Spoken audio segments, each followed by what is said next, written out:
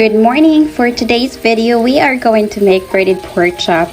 So this food guys is very known, especially if you go somewhere like Pungko or anywhere, could be just around the street or in a restaurant. Dili na dyan ni siya mawa na menu. By the way guys, you might be wondering anong lahi na po ng dingog. It's because it is a collaborative page. O gilimpyuhan na sa namo ang pork para limpyo siya nga gamiton at og lutuon unya.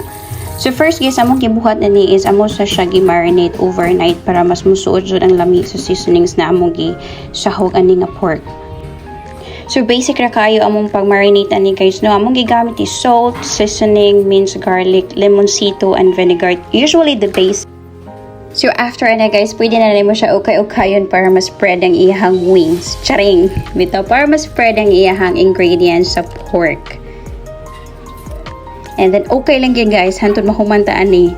So, after na guys, pwede na mo siya ibutan sa fridge. And then, i-overnight ni mo. And then, here you go. So, sa final touch ni guys, no, ito na lang siya pagwapahan. Butangan na lang nato siya crispy fry and breadcrumbs. Para puti siya naong inigluto nato. Pero inigluto na guys, orange ang color or brownish. Parihar na siya sa shrimp. Inigluto orange ang iyang kalabasan. Muna naabot na kita og shrimp nga atong tanggiluto is pork chop. Pero guys, dali ra kay ni siyang lutuon. Pinaka-easy and super dali nga menu. Mo nang naka-decide mi nga mo niya mong lutuon for now kasi aside sa lami favorite food kayo ni namo siya. Medyo mo take yung time guys ang pagbutang og breadcrumbs. So, patience is a virtue ra kita daring dapita. O ako kay bang anong gift-pilan lang nga morag Mount Everest pero sagdiin na lang para mahumanig yuta. Dili na ta maglangay kay tingkaon na morong orasa, maginihini na taglihok. Amping lang nga dili mapiksan sa mantika.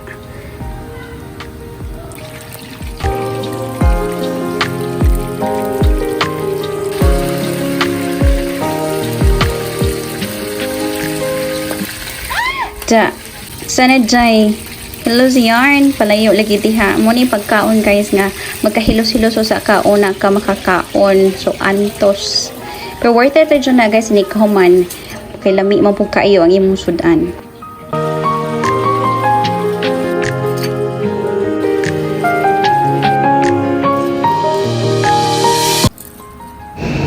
So here's the final step. Optional again guys, you actually have the will to stick to the basic, which is vinegar and soy sauce. But in my case guys, since I want to upgrade my sauce into something new, so I made a mugna that turns out to be incredibly delicious. Swear guys, lami kay ni siya nga pagkahimo nga sauce. So if ginahan ka makatilawan ni nga sauce, i-follow lang ni siya nga instructions.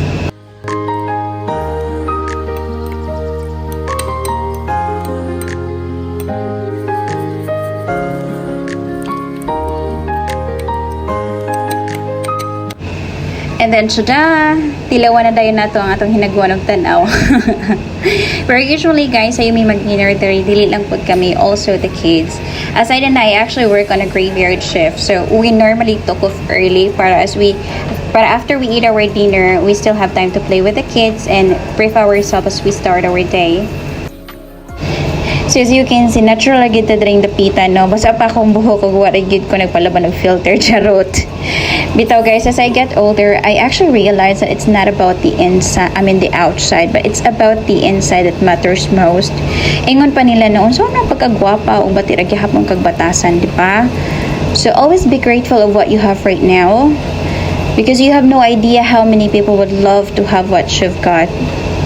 So, mawala na akong word of the day, guys. I hope you enjoy and see you on my next vlog. Bye! Ano yung breaded crumbs? Tapos na may pa dyan ang ihang sauce.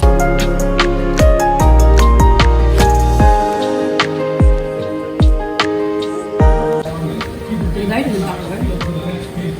Dito mga rice.